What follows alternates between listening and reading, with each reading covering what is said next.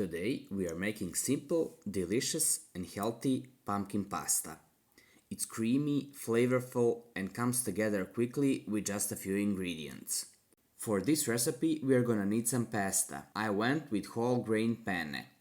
Then of course pumpkin, carrot, onion and garlic. Next olive oil and spices including cumin, coriander, oregano, salt, pepper, sweet paprika and chili flakes, tomato puree, butter, heavy cream and some old strong cheese like Pecorino Romano or Parmigiano-Reggiano. We start preparing ingredients with peeling and roughly chopping our pumpkin, so it cooks faster. Thinly chopping 1 onion, carrot and 3 garlic cloves. Prepare spices before cooking using 1 teaspoon of cumin, coriander, sweet paprika, half a spoon of chili flakes, salt and pepper. We are gonna cook pumpkin and pasta simultaneously to save some time.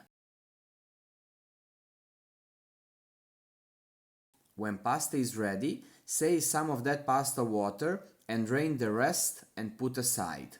Pumpkin needs longer and we'll keep it on the stove while we prepare the rest.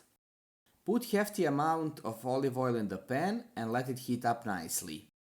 Then toss in the onions and carrots and fry for 6 to 7 minutes. Add the tomato puree and spices and fry for a few minutes more. When done, turn the heat off and add the pasta water to pan. Transfer everything to blender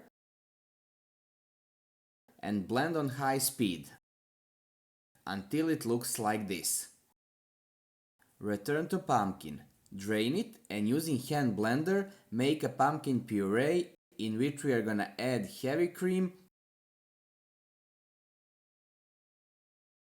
and our cheese. On pan, add a bit more olive oil and when it's heated, add garlic.